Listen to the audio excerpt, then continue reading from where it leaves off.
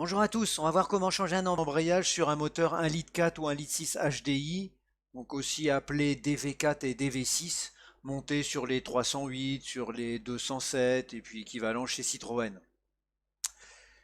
On va même voir comment changer le joint SPI de palier derrière le volant moteur et puis comment changer l'émetteur d'embrayage et le récepteur d'embrayage.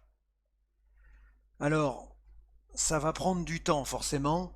Ça prend environ une douzaine d'heures quand on est mécano du dimanche. Et il va falloir aussi s'équiper d'une chèvre et puis de pas mal d'outils. Vous allez le voir dans la vidéo. Alors pourquoi changer l'embrayage? Il faut savoir qu'un embrayage, sa durée de vie est environ entre 130 000 km et 250 000 km. Alors on peut faire du préventif, on peut faire parce qu'il est maintenant un peu en situation de patinage ou parce que vous ressentez une différence. Par exemple, quand on a la pédale d'embrayage qui est à mi-parcours, on sent une remontée de vibration alors qu'avant c'était pas le cas. On a la marche arrière qui broute alors qu'avant c'était pas le cas. C'est des signes avant-coureurs. Allez, on y va au travail. Donc on commence véhicule sur le sol par débloquer les écrous de cardan. Alors évidemment, il y a un petit système à faire sauter et ça se débloque quelquefois avec difficulté et c'est du 34. Ensuite, on va travailler assez longuement sous le capot, donc on va faire une ouverture maximale en ajoutant ici voilà, une corde ou quelque chose d'assez solide, hein, bien sûr, pour vraiment tenir le capot au plus haut. On va aussi travailler en sécurité. Là, ici, c'est des cales de bois, mais on ne travaille pas en laissant simplement les crics hydrauliques. Surtout qu'il faut savoir qu'on aura besoin d'un cric hydraulique pour maintenir le moteur. On peut mettre aussi les roues sur la voiture, c'est toujours une sécurité. On ne travaille pas en utilisant des briques ou des agglos, évidemment, hein. Donc du bois, encore mieux peut-être des chandelles, enfin, vraiment il faut être prudent. Et puis il faudra dégarnir le dessous de l'aile de ce côté, c'est-à-dire côté conducteur. On prendra aussi des gants parce que l'huile de boîte c'est vraiment pas fameux et surtout pour le liquide de frein. Alors puisqu'on parle de boîte, déjà on va faire la vidange. Donc on a le bouchon qui est ici, c'est un carré ou alors aussi, on peut dévisser aussi, c'est du 21, du 23. Donc on a les deux, comme ça tout le monde est content. Et on laisse s'écouler, on vérifie bien le joint, on le remet euh, en étant sûr que tout soit bien propre, ou alors on change le joint.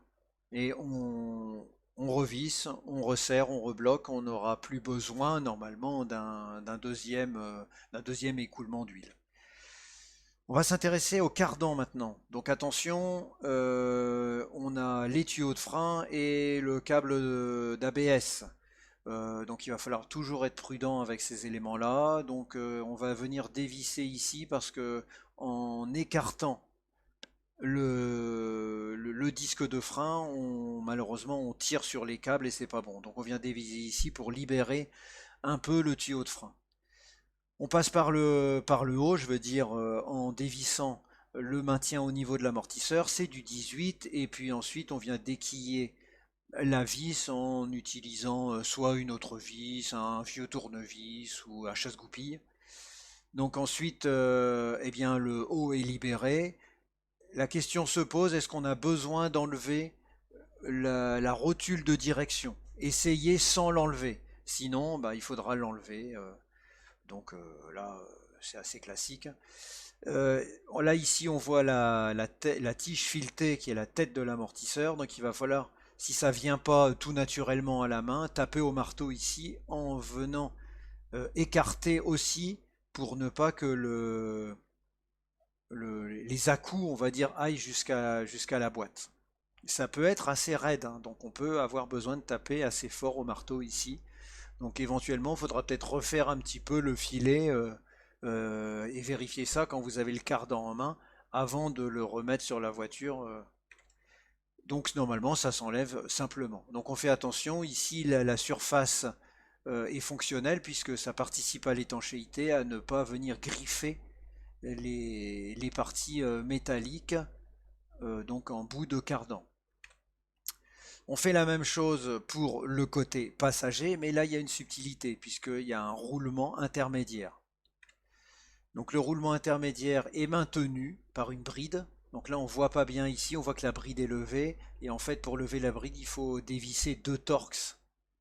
Et comme ça on enlève cette bride. Alors ça vient pas forcément. Inutile de tirer sur le cardan lui-même parce qu'en fait vous allez abîmer les soufflets. Il faut passer derrière et venir ici avec un chasse-goupille ou un vieux tournevis, taper pour extraire complètement le cardan. Et là aussi on est prudent sur le cheminement du cardan à ne pas endommager la surface active d'extrémité du cardan. Tant qu'on est là à cet endroit, on va enlever le sealant bloc inférieur et puis la masselotte là, de maintien. Donc c'est du 13, on y va, on enlève les deux. D'une façon ou d'une autre, là ça part bien, on y va. Et je vais aussi enlever complètement la patte de maintien du roulement intermédiaire parce que j'ai besoin d'accès. Si vous réussissez sans l'enlever, bravo, mais moi j'ai eu besoin d'accès donc je l'ai enlevé, c'est du 16. Donc on voit complètement la pâte. On en profite pour regarder si tout est en bon état et éventuellement changer, hein. C'est une partie importante. Et si franchement c'est endommagé, après on a des à-coups dans le moteur parce que le moteur bascule. Donc là c'est pareil, c'est pas forcément utile, mais j'ai dû desserrer au 22 le capteur de niveau d'huile pour pouvoir venir déclipser parce que ça se présentait pas bien la fiche. Et bien sûr j'ai complètement revissé tout de suite. J'ai besoin d'un accès maximum au-dessus du solénoïde du démarreur pour aller enlever cette vis. Donc c'est du BTR, c'est du 6 et franchement c'est pas facile. Là c'est vraiment difficile. Avec une clé classique, j'y arrivais pas. Avec un embout, j'ai réussi parce que voilà, à 2 cm, vous pouvez pas passer. Et il faut trouver l'endroit d'insertion. Et c'est pas simple du tout. Avec une petite glace, une lampe de poche, on arrive à trouver à tâtons, c'est impossible. Vous pouvez passer une demi-heure à ce moment-là. C'est vraiment déplaisant, mais il faut forcément dévisser complètement cette vis supérieure. On a 2 vis à enlever, la deuxième est ici. Là, cette fois-ci, c'est extrêmement simple. Et la troisième sera de l'autre côté en passant par le capot, par le dessus. Le démarreur, donc là j'ai enlevé la vis, inutile, c'est pas une dépose de démarreur, mais on voit qu'on est là en capacité de le déposer, hein. Mais c'est juste, voilà, on le décale un petit peu, on le met un petit peu de côté, mais c'est même pas utile, on va dire c'est un demi-centimètre, donc il n'y a rien à dévisser ici, hein. Donc puisqu'on est sous la boîte, on en profite pour enlever ce que j'appelle le sabot arrière de la boîte. C'est un beau bébé, une grosse pièce métallique. Et puis le sabot inférieur. Donc là c'est pareil, on dévisse. On voit une petite particularité. On peut s'apercevoir qu'on a un torx, mais cette fois-ci un torx mâle. Donc il faut un embout femelle. Maintenant, on a 4 vis de 11 pour enlever une partie que j'appellerais le longeron amovible. Donc on enlève, on va un peu vers le bas et ensuite sur la partie inférieure c'est juste mise en place. Voilà, on l'enlève tout simplement. Tant qu'on y est, on continue nos opérations. On enlève cet élément vertical.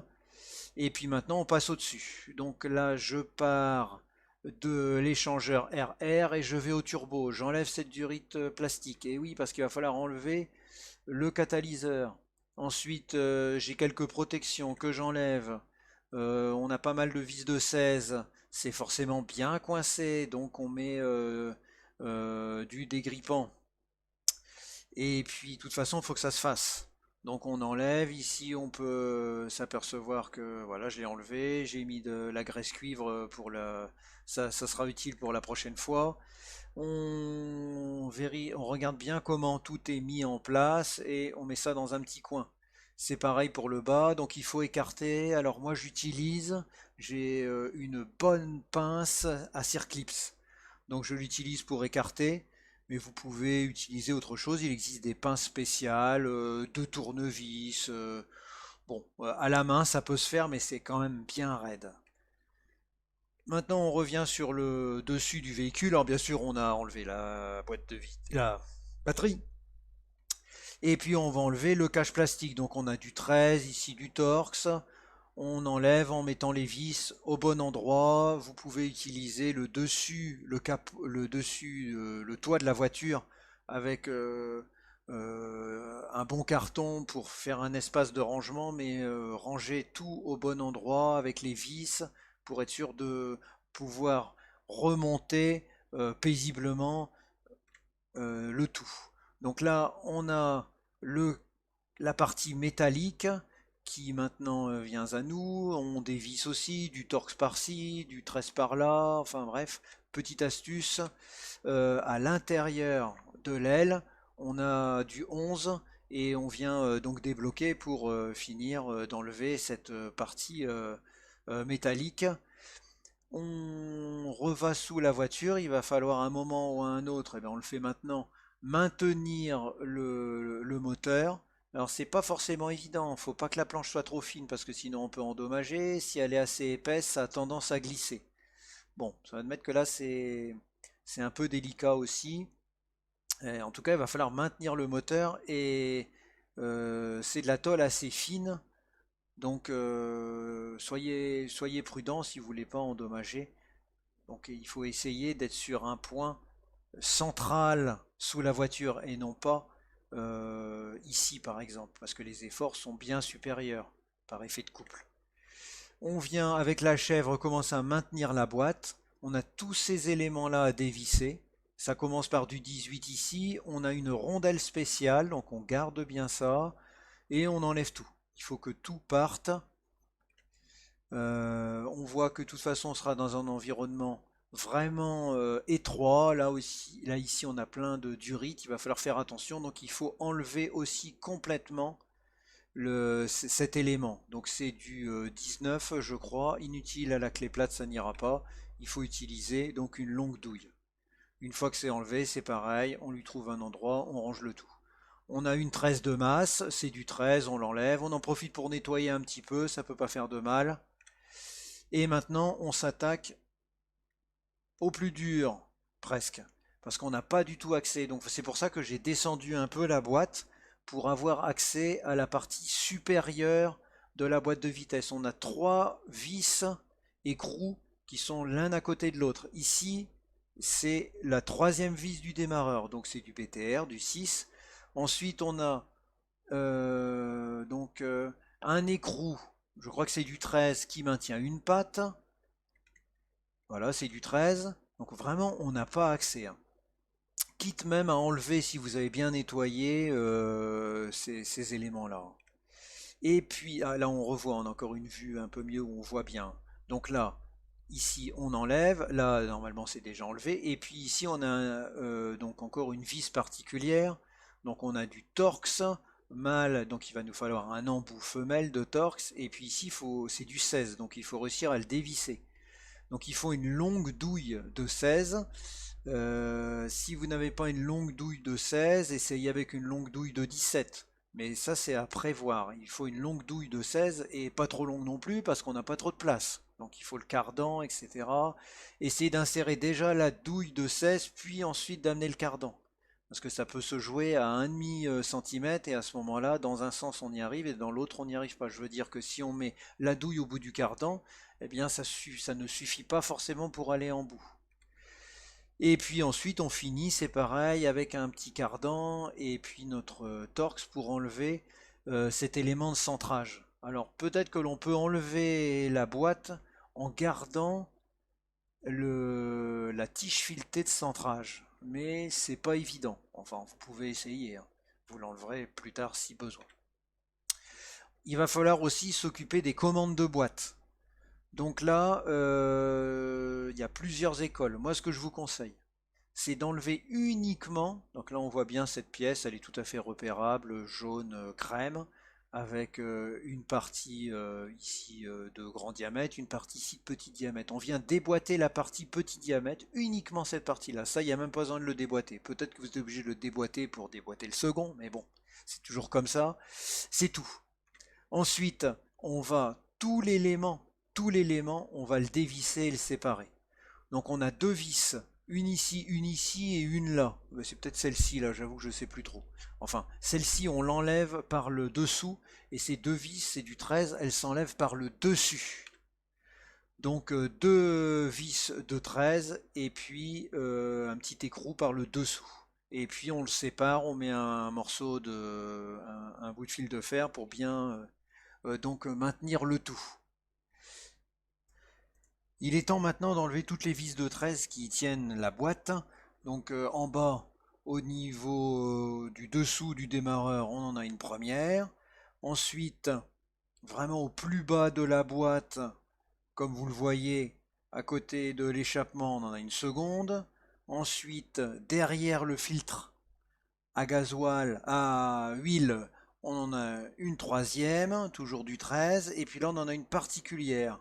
Donc on fait attention, en vis-à-vis avec la durite d'eau, on a une vis, donc on repère bien la position pour remettre cette vis au bon endroit, une vis avec tige filetée. Donc on débloque, puis on vient extraire la tige filetée. C'est du Torx, donc il faut l'outil adapté. C'est un point de vigilance, comme là-haut. Alors, quand on met tout dans le même coin, bah, on s'aperçoit que bah, on a deux vis de démarre qui sont identiques. La troisième est restée, mais elle est identique aux deux autres. Et puis on a des vis qui sont aussi identiques en longueur. Par contre, il faut faire attention donc à bien repérer, normalement il y en a deux, les vis avec tige filetée. Et au remontage, bien sûr, on insère déjà la tige filetée qu'on vient bloquer, et puis ensuite on boulonne. Il nous reste le récepteur hydraulique. Donc il s'enlève tout facilement. On enlève les deux vis. Ici c'est du Torx. Et puis je vous conseille avec un morceau de fil de fer de le mettre en bonne position supérieure. Parce que sinon il risque de nous embêter lors de la descente et on risque d'abîmer quelque chose. Et ces deux vis, il faut les enlever parce que lors de la descente, ça risque de taper. C'est vraiment au centimètre près les durites qui sont là. Donc là, on est prêt, hein. Donc on est dans une position légèrement inclinée au niveau du moteur, maintenu. La chèvre aussi met en tension la boîte. Et puis avec un tournevis, on vient faire appui pour légèrement sortir la boîte. Vous pouvez le faire à plusieurs endroits, mais il faut commencer à un endroit tel que celui-ci où on va vraiment pouvoir insérer. Donc on voit qu'on a la goupille de centrage juste à côté là, hein. Et on sait qu'il y a une goupille de centrage à l'opposé à 180 degrés en haut. Donc normalement ça doit venir doucement.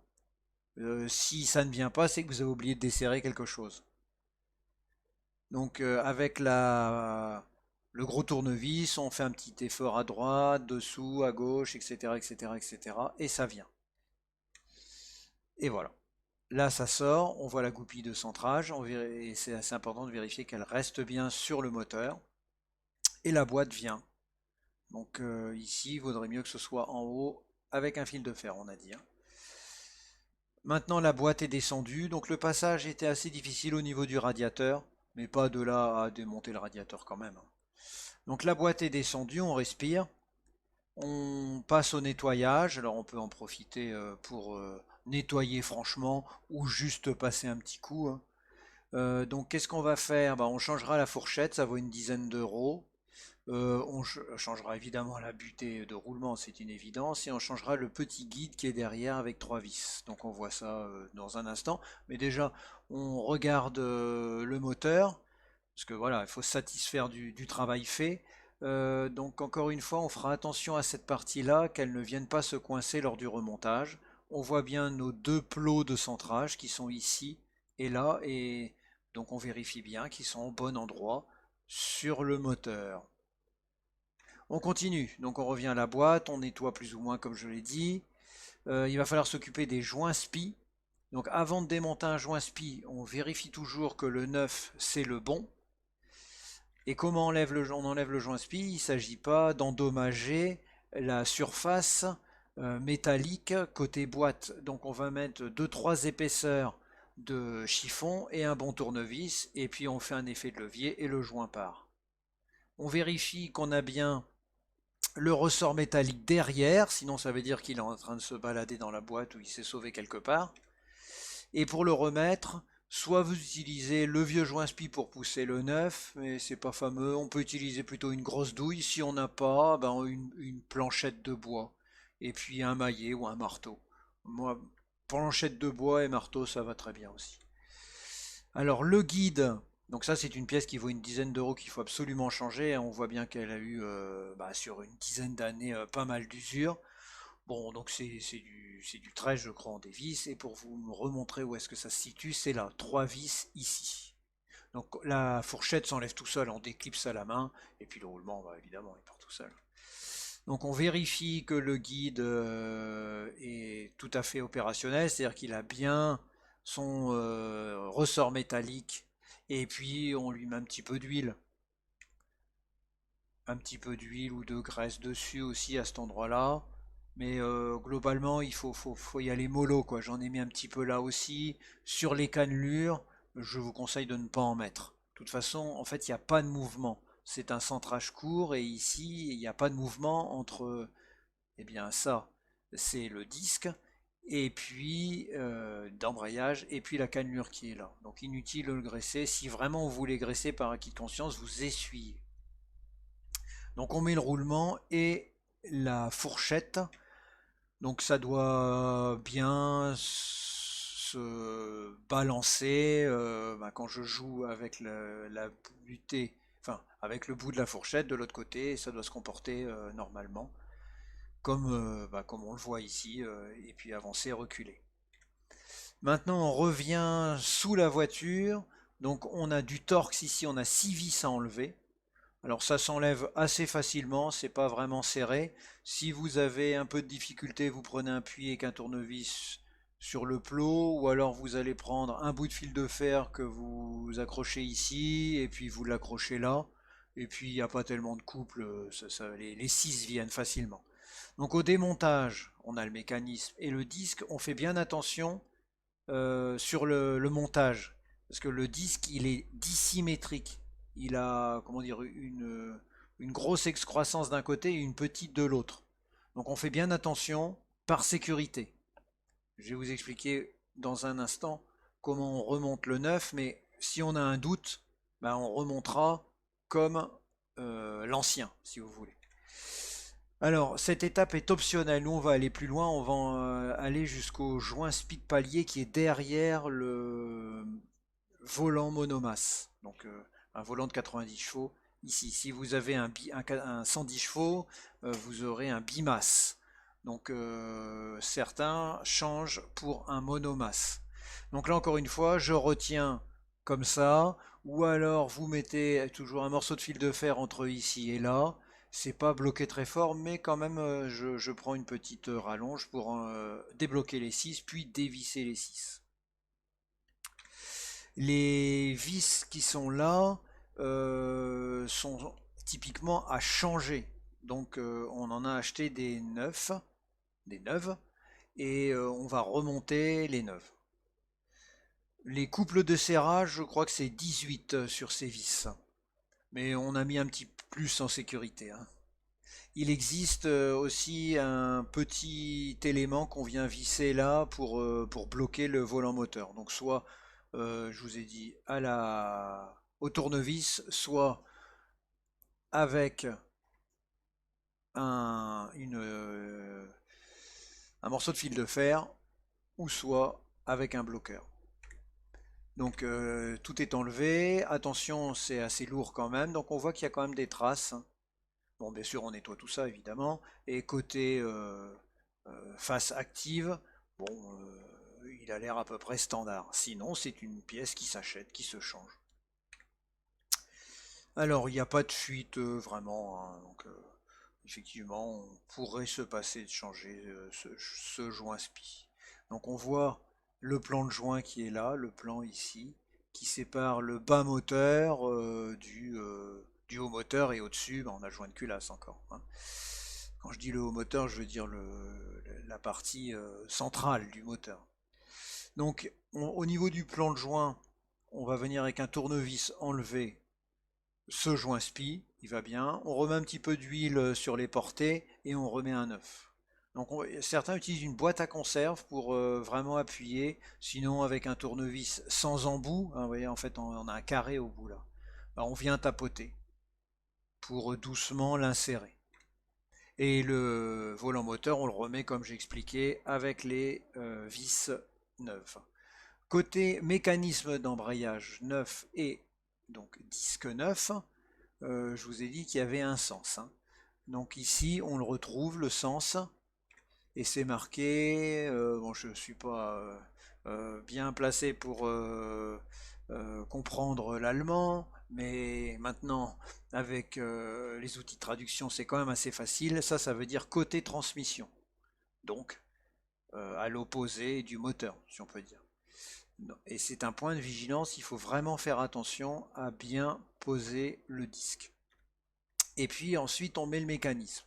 Alors le mécanisme ne se met pas n'importe comment, il y a des pions de centrage. Si vous avez des difficultés, vous renlevez le disque, vous essayez de mettre le mécanisme seul, sans le disque, vous faites par exemple un trait avec une craie pour bien connaître la position du mécanisme sur le moteur.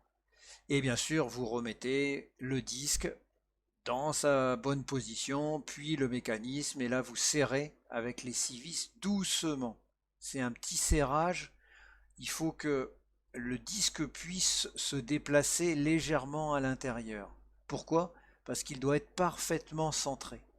L'axe, qui n'est pas matérialisé, hein, du disque, puisque c'est un trou, doit être dans l'axe du volant moteur et l'axe du mécanisme. Certains coupent des manches à balai où il existe des outils centreurs. Moi, je fais ça au jugé. C'est-à-dire que je serre très peu, comme je l'ai expliqué. Je viens déplacer mon disque de manière à ce que visuellement, en fermant un œil, tout soit parfaitement dans l'axe. Donc je me mets à distance, je regarde, et on doit avoir que des ronds concentriques. Vous voyez ce que je veux dire? Et là, ça veut dire que c'est bon. Donc on va pouvoir serrer les 6 vis.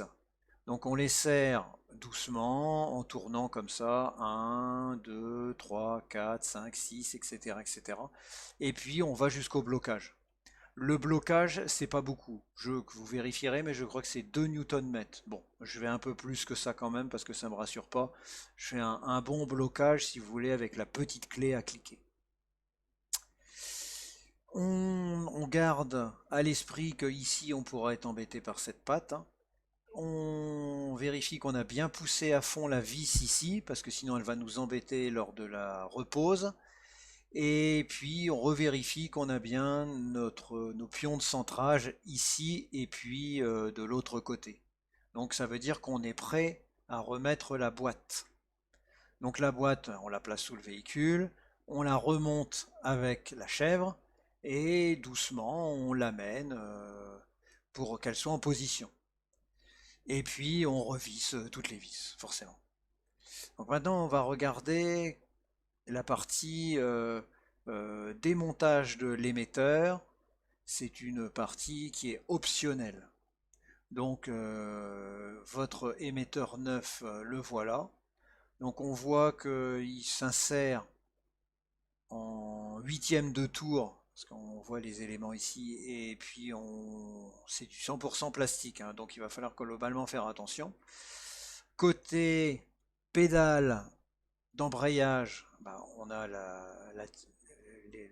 l'emboulon, quoi. Donc en faisant un effort, bien sûr, on le dérotule, je ne sais pas si le mot existe. Maintenant, sous le capot moteur, il va falloir déclipser l'arrivée de liquide de frein à l'émetteur. On est prudent parce que là forcément il y a du liquide qui va couler, il y en a avoir partout, sur les mains, on met des gants, chiffons, etc. Et on récolte Grosso modo, tout ce qui doit tomber tombe. Maintenant, on s'intéresse à l'autre extrémité, donc la sortie de fluide. Et on a un petit clips métallique.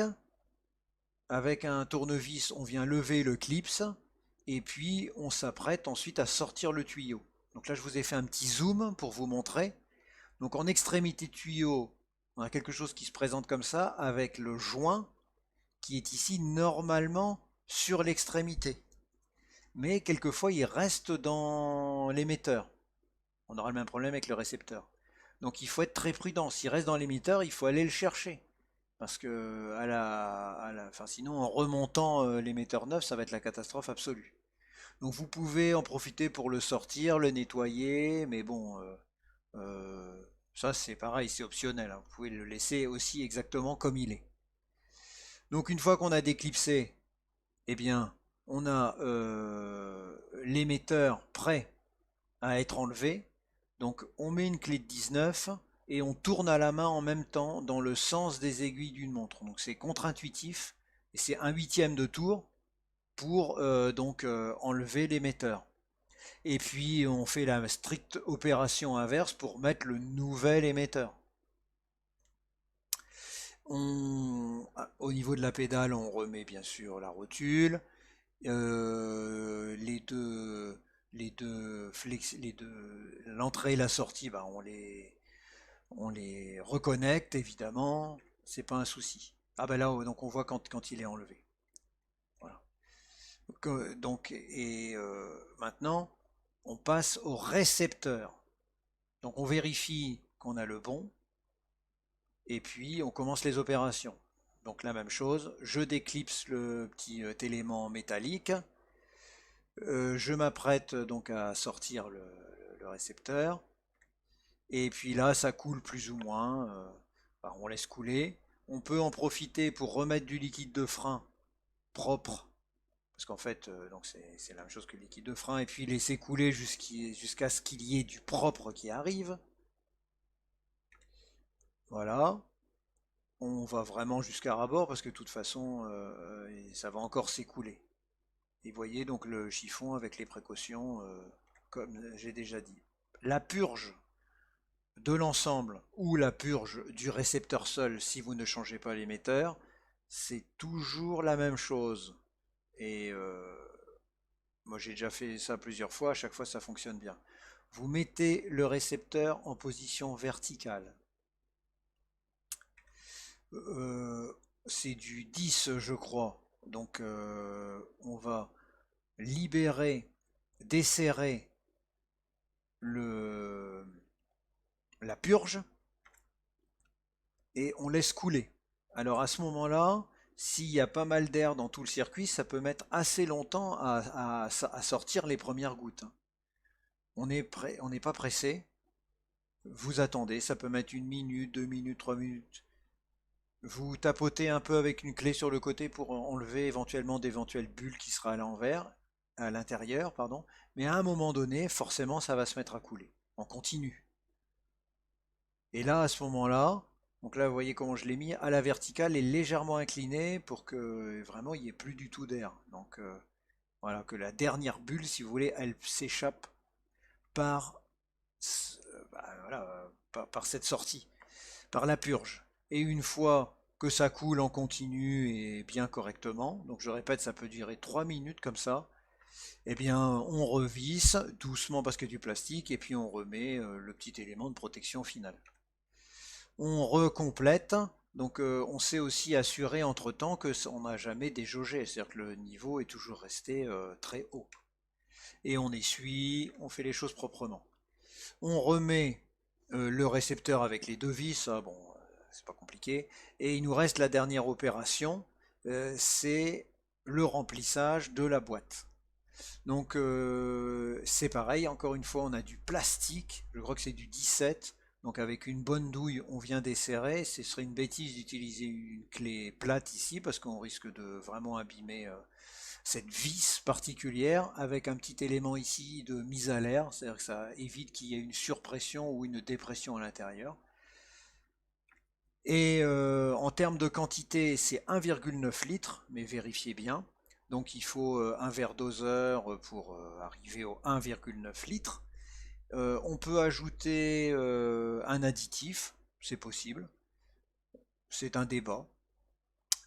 Et l'huile est à choisir suivant les spécifications du constructeur, donc sauf cas particulier, sur ces modèles, c'est du 75 W80. Donc une fois qu'on a fini tout ça, alors, c'est l'opération strictement inverse, on remet les cardans, euh, et puis on fait tout ce qui est à faire.